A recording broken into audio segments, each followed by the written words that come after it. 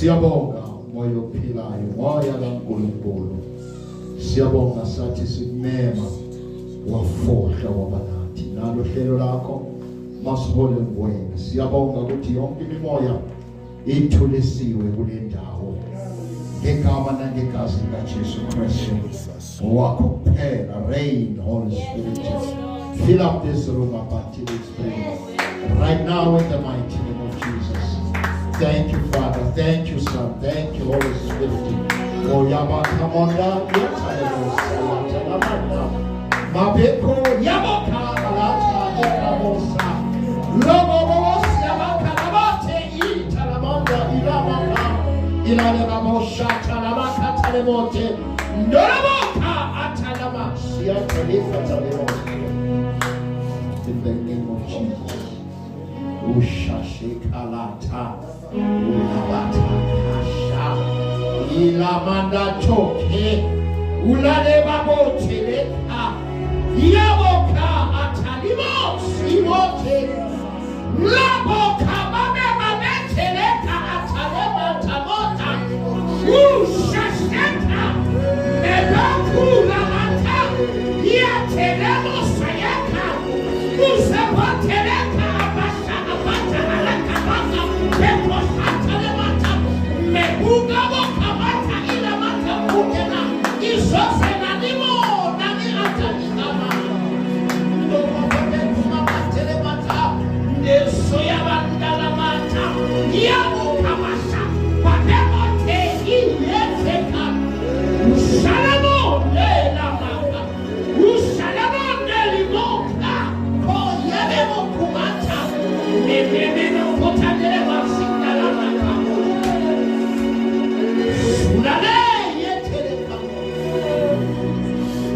name of Jesus. Thank you, Holy Spirit. Moyo pina isiyabo. Moyo kwele. Siphakamiso lakho Ntumo Baba. Sithi uyigwele, uyigwele uphayeme. Soza bikho fana nawe. Soza bikho yolinganiswa nawe.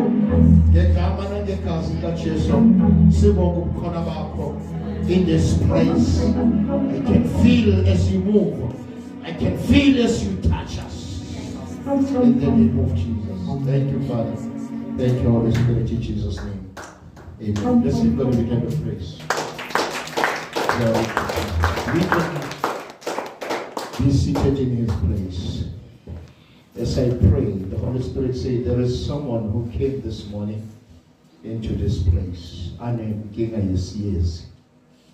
The Holy Spirit said, I must tell you, you are healed. This year is a sikhupayo. It's all zonke. Spelling. Let's give God a big hand of praise. Lord Jesus, allow me to greet the Father, the Son, and the Holy Spirit in the wonderful name of our Lord Jesus. I share a little touch base with His hand. Hallelujah. Kubijela abafundi sabakhona sibashaya izandla baba uMahamba. It is a prophet zonke iziphiwo zikamoya sishayele izandla abashayele izandla abasemakhaya in the county, outside the county, we give you honor, we give you praise, Lord, because we are together with them right now in Jesus' name. And especially Lord Jesus. House of Faith Ministry theme says, walk in the power. Walk in power that God gave you.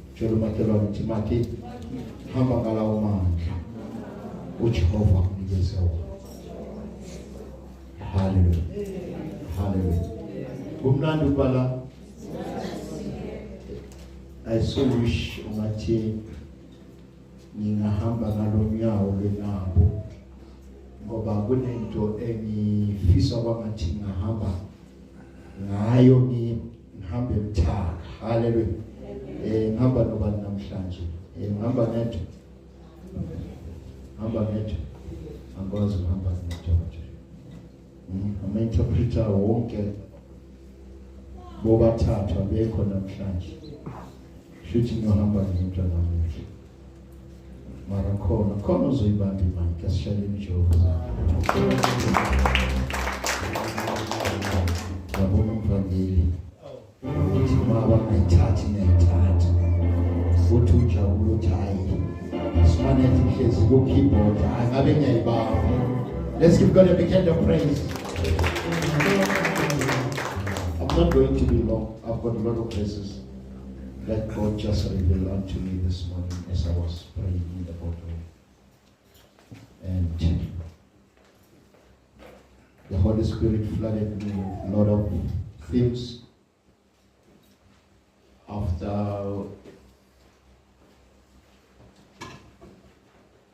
the intercession. Nifigela a message, but the Holy Spirit has flooded me with a lot of message and themes. I'm caught up in many themes. As I was praying, you will reveal one of the themes and continue and give me another theme to say, here's another revelation, or based on the theme that I gave you, that say, God is in control. Hallelujah. In whatever you are facing, God is in control. In all your challenges today, I am here to say your God is in charge. In every aspect of life that troubles you, take a right stand in God and He will be in control. This is another theme. Hallelujah. Take a right stand in God and He will be in control. Hallelujah. Rely on God is also another theme that I got this morning, which is a theme, revelation. I can call it a revelation theme, and which also says, arise, for your God is with you. Arise and stand in the light, or arise and remain in the light. Your God is with you. And again, says, get your house in order. Yes. For God to be with you. Get your house in order for the Holy Spirit to touch you. Because if your house is not in order, there's no way the Holy Spirit can be in control. Hallelujah. Amen. Hallelujah. Amen. If you want to see God in the midst of your trouble, in the midst of your situation, in the midst of your land, get your house in order. Stand his way. Hallelujah. Amen. Hallelujah. Amen. Hallelujah. Amen. I want to say, in those mountains that you see before you, if God is in charge, if God is in control, fear not. Count them not as the mountains of your life, but see victory in your life.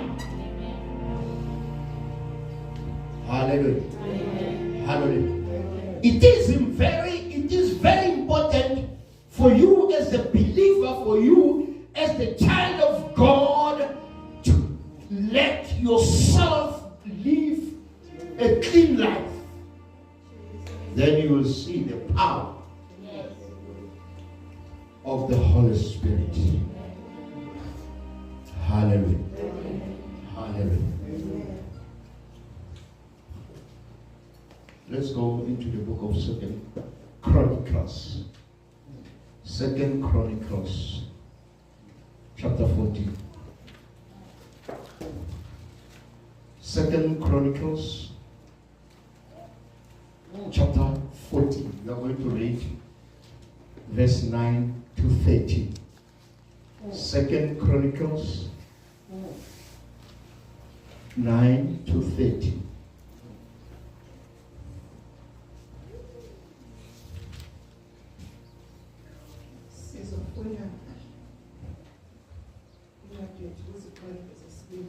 Chapter 14,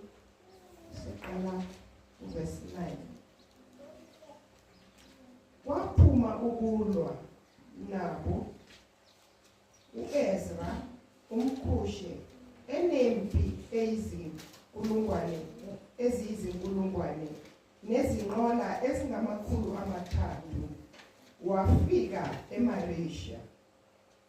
U-Asa wayesephuma ukuhlangabezana naye.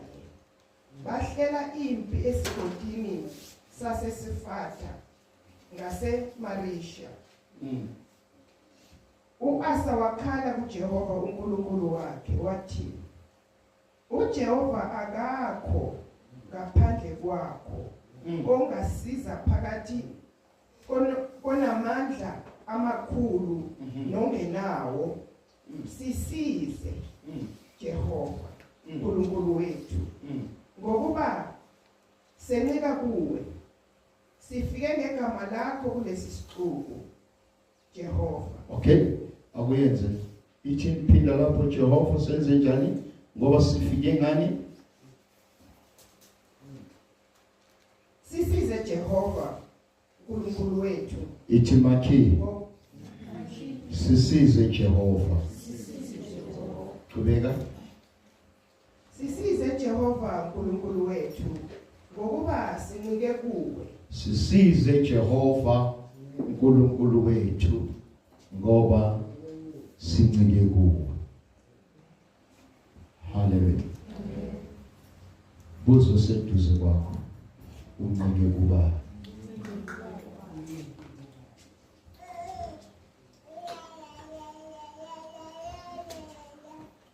Lo mbuzo uhambelana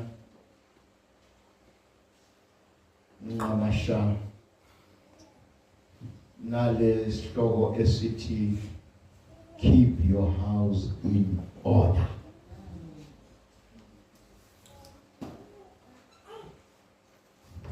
Shanela konke okungamelana kube khona. Sikhulekele izwi. Ngicela usisa ukufunda kwezwi lakho uNkulunkulu wethu namandla, usifundise ngalo, usikhuze ngalo, usakhe ngalo, egameni nasegazini likaJesu Kristu waseNazaretha. Hallelujah. Glory to Jesus.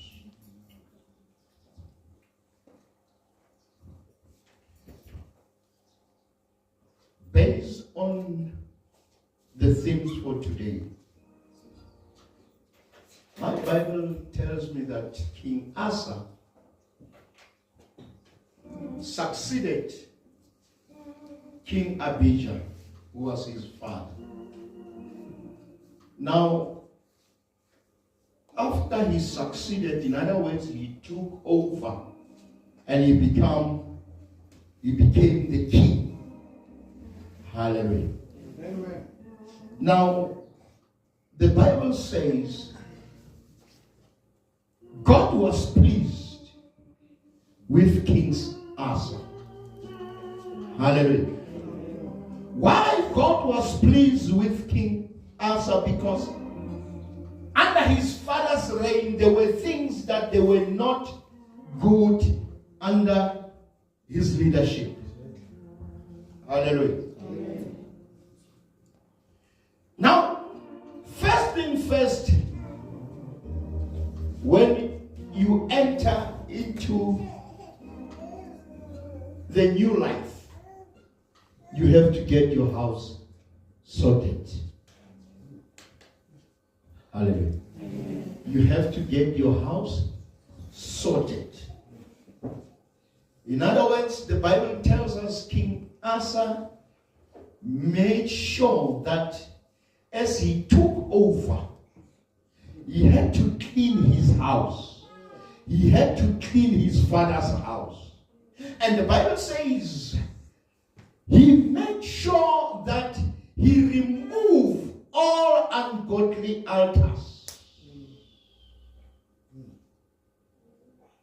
Because now he has took over. Hallelujah. Now, little Bible, when this thing says, impilo yakudala eyayiphilwa ihlukana nale mpilo entsha ngena kuyo. Hallelujah. So now, ngibuza nombuzo ukuthi, what have you done? Masongena kule mpilo entsha. Usuka kule mpilo yakudala. Hallelujah. Ngoba lithi iBhayibheli wachitha konke awakhona obekuyisikabo sokuthi uxhumane noNkulunkulu. Hallelujah. Hallelujah.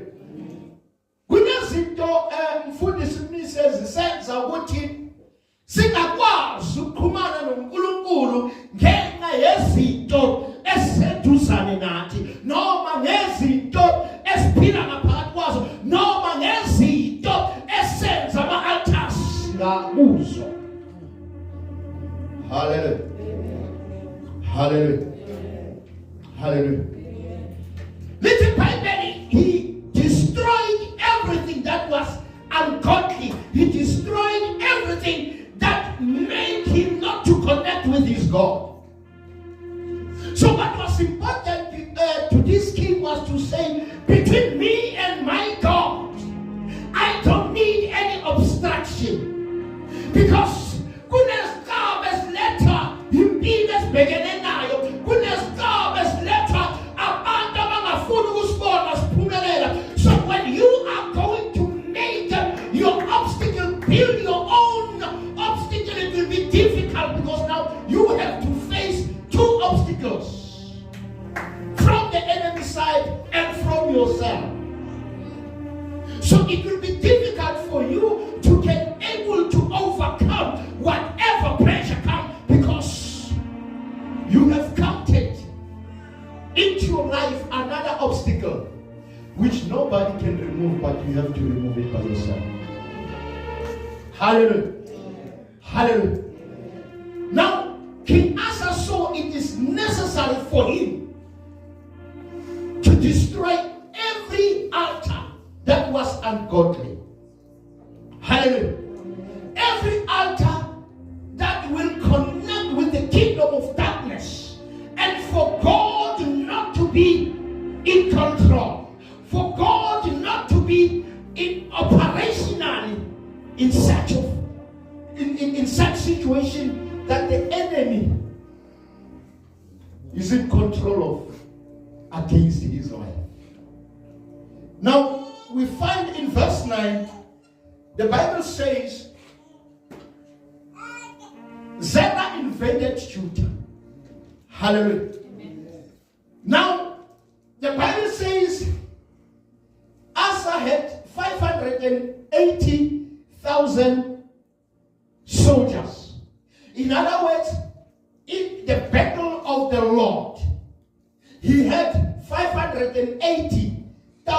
man that can be able to stand against any war. But now the Bible says, now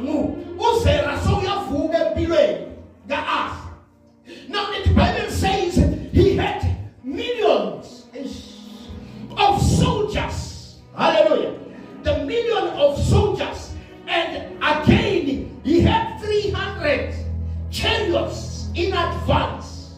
In other words, when they say 300 chariots in advance, which means when you count against Asa, Zerah was ahead. Hallelujah. Amen. Hallelujah. If ngithatha mfundisi umnisi ngalesikhathi samanje, in other words, Zerah technologically he was ready ngamadrone. Hallelujah. Of which mawubheka Asa amadrone uthanga nawo. Ngamanye amagama ulwa impi ekuthi ubhekene nempi ekuthi he can't match ngeso lenyama. He can't match physical. Hallelujah. He can't match this battle physical. But now the Bible says, irrespective how strong was he, now he said Asa went out because now this man engaged, he invaded Judah in order to fight in bigger Jehovah. I'll tell you, Maki. In bigger Jehovah. In their God. No one can be able to fight against you and overcome you when you are in God. Now the Bible says Asa went out to fight. Hallelujah. Now, the Bible says Asa took action because someone invaded, in other words, occupied his territory. Now, Asa had to counterattack. Hallelujah. So now the Bible says he engaged himself into the battle formation. But now the Bible says the battle formation that he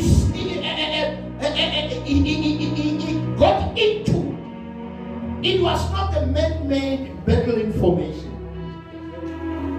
Hallelujah. Hallelujah. Hallelujah. So the Bible says he went out to fight him, and both sides took up their position. In other words, when the king Zerah heard that Asa is in action, the Bible says they all got into battle formation. Now that is why, Mama, when you come with the name of Jesus, they are some who are against you, they come in their names of their own kingdom. That is why the Bible says he had his own soldiers. And the enemy has also their own soldiers. But now, when you get into action, or when you go into battle formation, what counts? Who is in charge of the mission? What counts in the battle? It is who drives the mission that you are aligned with. If the one who drives the mission, he is powerless. If the one who drives the mission is under my feet, I will not fear any other person. Hallelujah. Hallelujah. Hallelujah. So I am here to say that when God is in control, fear not, irrespective. Ukuthi la uhlala khona indawo idumeka kangakanani ukuthi bayathakatha. Asinazo susa bathakathe ekhoreni, asinazo faka uvalo izifo ekhoreni, asinazo faka uvalo inabantu abahlala besihleba njalo thina sikhonza uJehova ngaphezu kwezimo zonke. Hallelujah.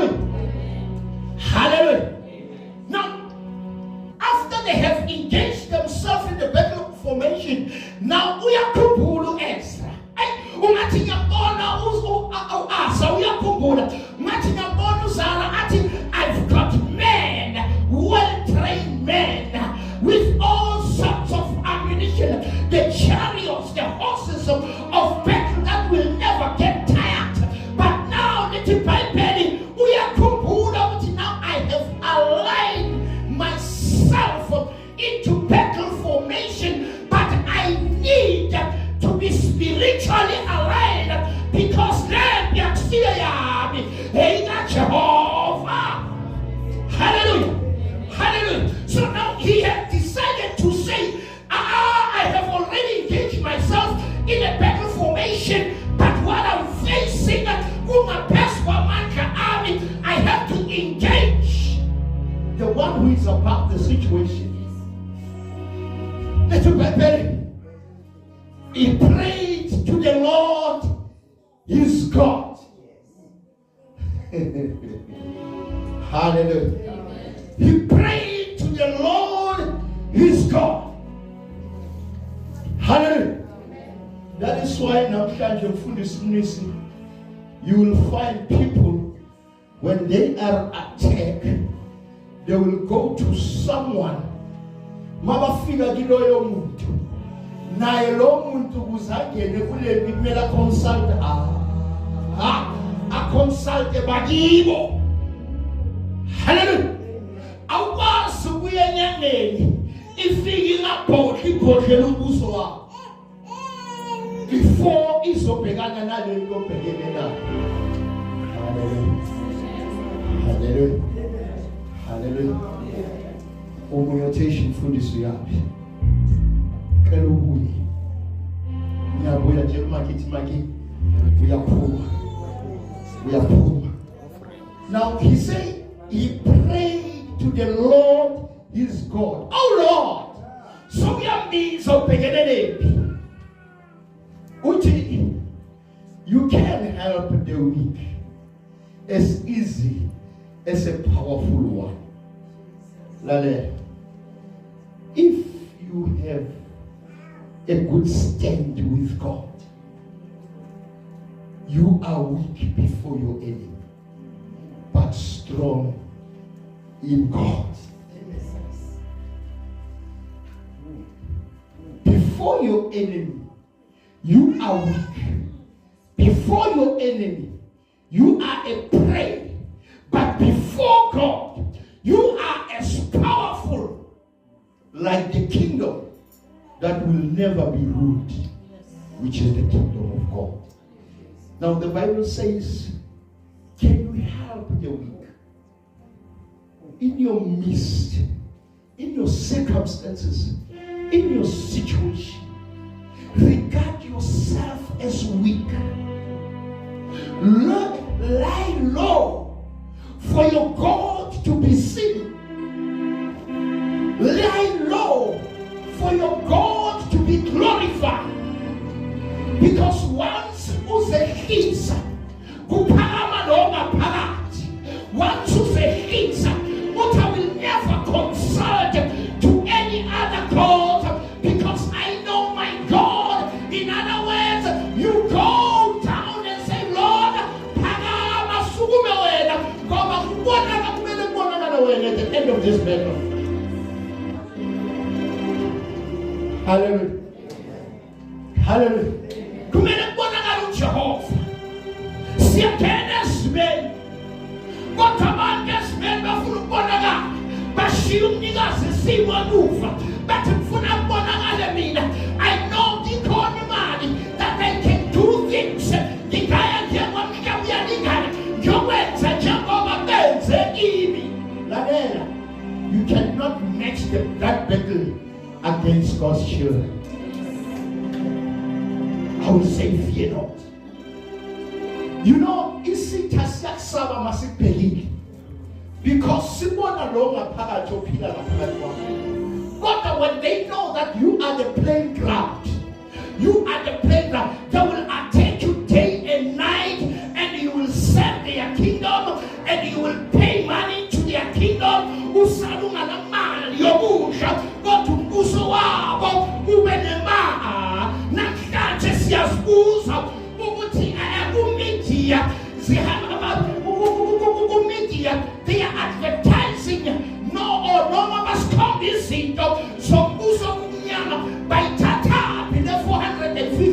online for 30 minutes. It is your money. Amen. Yile mali oconsulta ngayo because iyaphinda yenza lo msebenzi. Usibuza ukuthi bahlala njani. Every month wenza show. Every month not to in London isisa ayinikeza indodo. How can you bring something that we are living? Angathi ngakhuluma. Yathanda ihlelo lesithembu.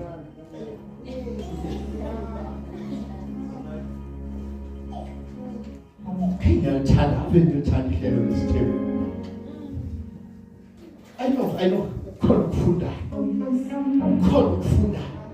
But behind this, I want to tell you, who is sponsoring that show? It is your money. It is your money.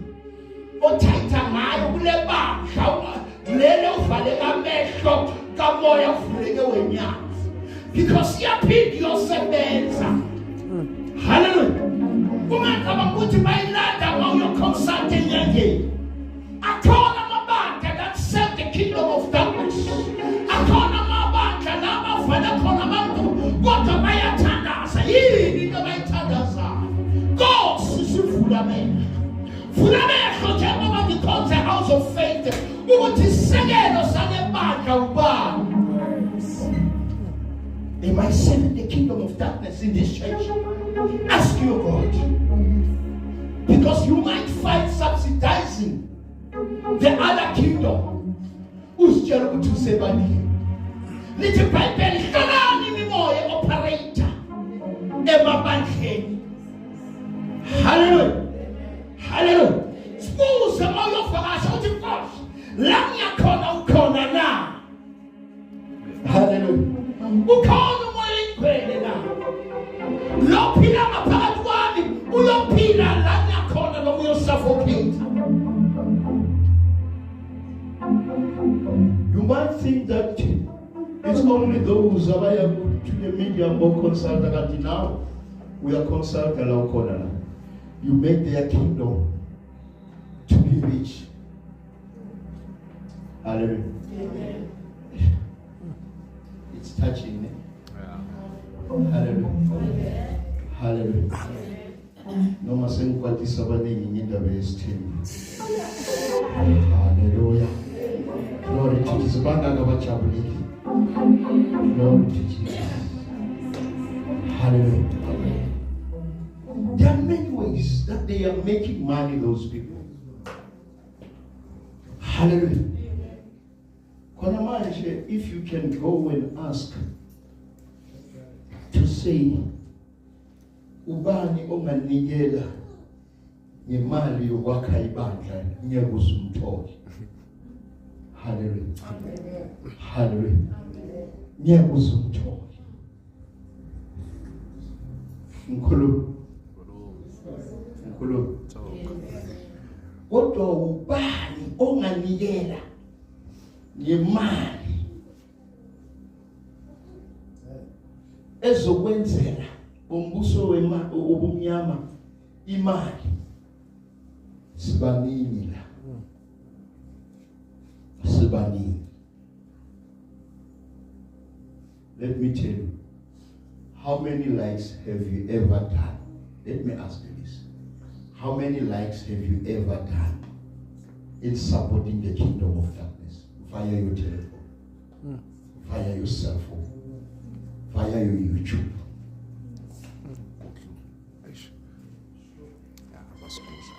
How many likes have you done in the page of your own church?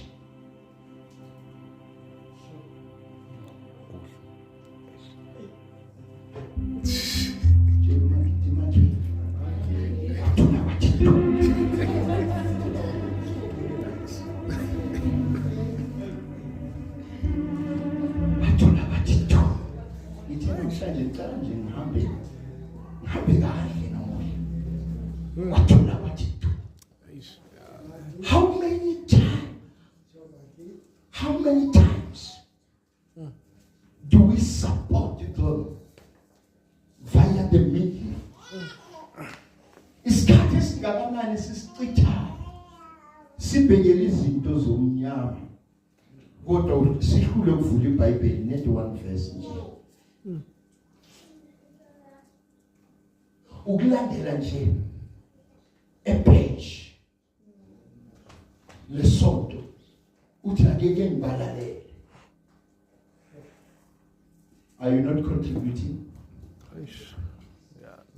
Are you not contributing? Ngizomuthi ngathi ngiyabona ukuthi ngabuyele kuya kamsele because I'm contributing. Hallelujah. We are contributing, eh? Okay, bega le page now 1.7 million followers.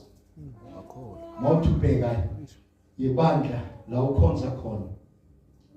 Ina 13. What we are going to 1.7 million we are at now.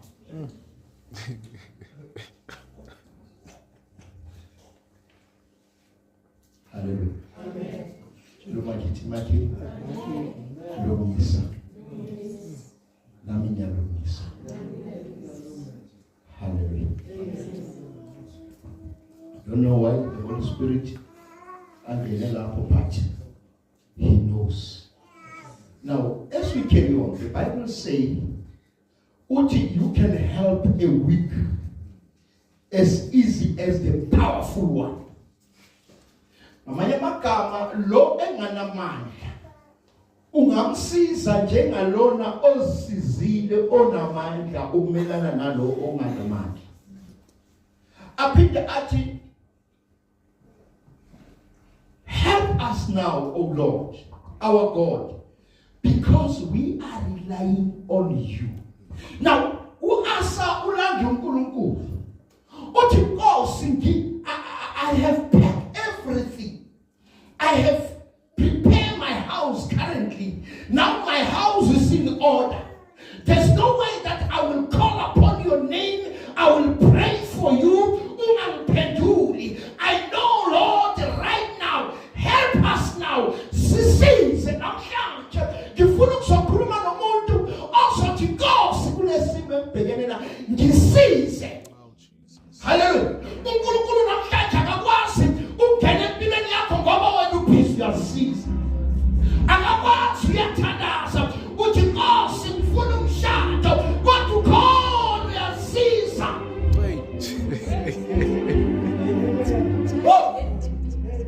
Nkosi ungathi ngathola ubrada ebandle kodwa uyasiza.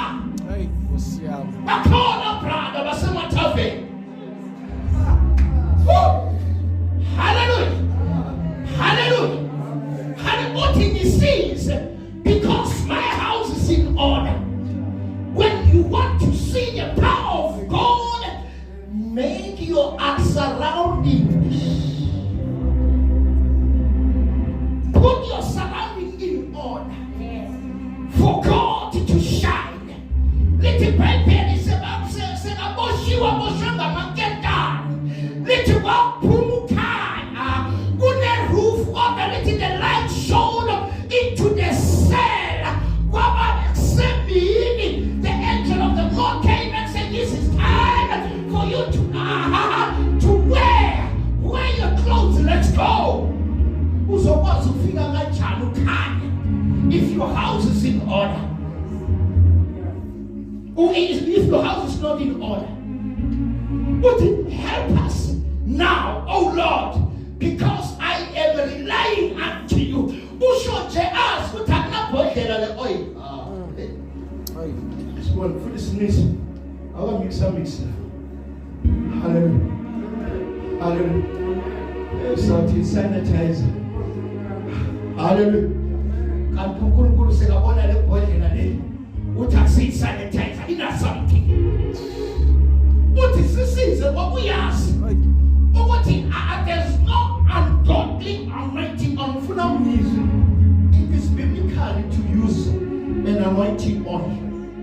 It's biblical, but not all the anointing oils. are holy. Not all the anointing oils are of God.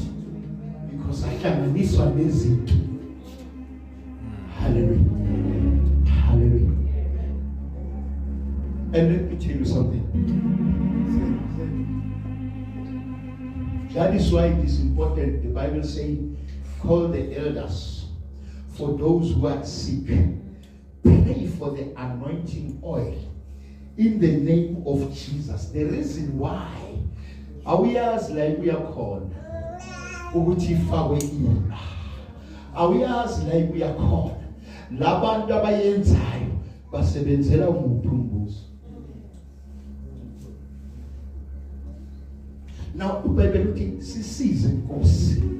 Now listen, after he said, because we are relying in you, he said, and your name we have come in this battle. In your name. Sifike la battle formation. Ngela ukika. Ziveze. Wena la ufika empini la ishisa mo.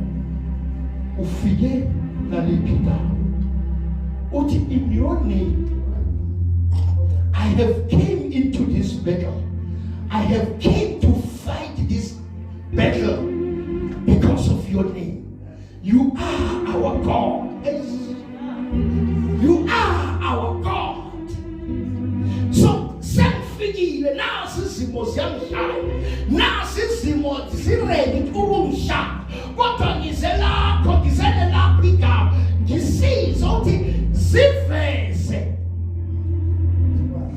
NjengoNkulunkulu wesimpi uthi bakusiye yami. Now ziveze. You are my God. No one can hope to defeat you. Hallelujah. Now, suppose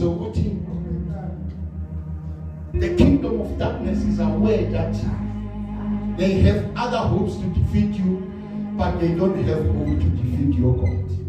Because they know your God is supreme. They know your God has declared that your enemy is under your feet. So now, let us despise your enemy.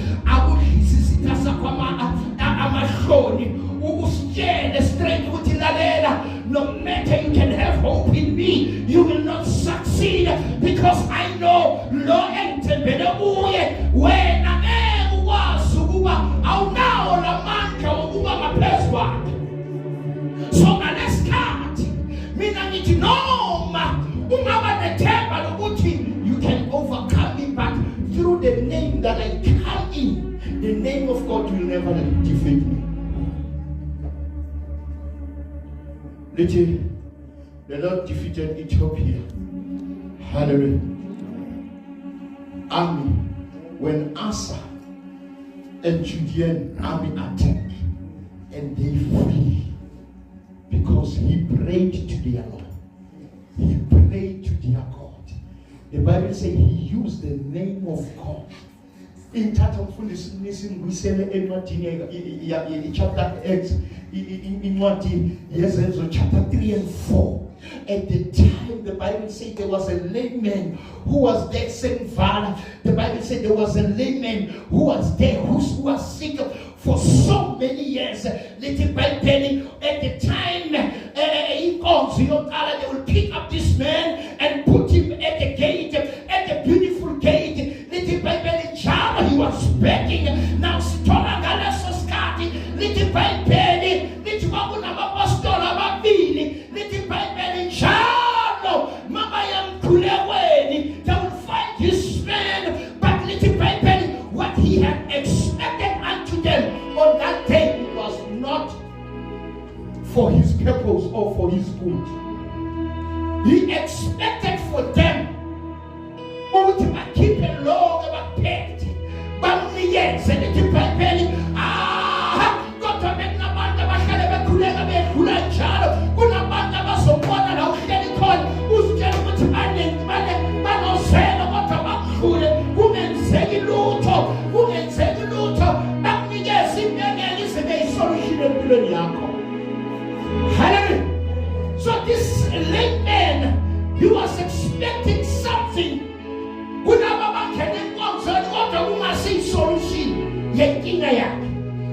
These two apostles came, and the Bible says, therefore what I seen a lot, what does it come? What to ask and come in this battle be in your name, because your name is above all the name it's a total. Now in be a healing, not fruits of Pruman Mutu, or pagan and king, yellow chronic disease, or pagan and for what in that I can stand as an apostle of house of faith, minister to say, I am only having this name, the name of Jesus, to be healed. Hallelujah. Hallelujah. Little by baby, that has patanga root. Go to get up and chest. Stand up and walk. In other words, they were declaring healing in the name of Jesus. Nakiacha Someskale is declaring the healing in whatever sickness or challenge or disease or pagan. In your battle, I told God as God of all armies to stand for you. Little baby, and the lame man stood up and went into the church. It is about God. Said that to me, sir. But I'm sure yes, man. I'm sure I am in a fool. Go over there and be hallelujah. Now the men went into the house of the Lord and praised the Lord. Now little by little, God said, "You have a food." He said, "Let us show any kind. The show any Jesus. Who you are for fuga? Ufile, ukrobituna, yakwatisa. I'm a Pharisee, I'm a Saint Joseph, but no, it can't happen. Who is this man? He is weakening our kingdom and the kingdom of God. Yakura, little by baby, Masabaya Baba, Paramatota, Baba Naliseke. Now they brought them before the high priest. It was in chapter 4, before the high priest. And the Bible says they asked him, in whose power or the name that you use for this man to be healed. Little by the name of Jesus. Whatever battle you are facing, whatever circumstances is against your life, call upon the name of Jesus. Because little by baby, uti magateka Petro uti wabachelo uti leka malika Jesu lonina enambulala lonina elingamfu namhlanje. The very same name is the cornerstone. Hallelujah. Is the cornerstone of all battle. Is the cornerstone of all situations you are facing. So your tenders, I am saying today, trust and rely in God. Call God, God of armies. Depend on God. Make sure that your house is clean. Make sure that your bags you are carrying are clean. Make sure, apostle, that what you are bringing into this is only pure before God, for the Holy Spirit to take over, and He can take over. Can we all stand on our feet? Say, if you need a moment to take a moment, let your Bible be one over that child who can answer because of one thing, because he relied and he trusted his God. That is why he said, I know as weak as I am, but you can make me powerful. I want to tell you that as weak as you are, God is ready to make you powerful. In Jesus' name, let us all pray. Father, here I am weak before you.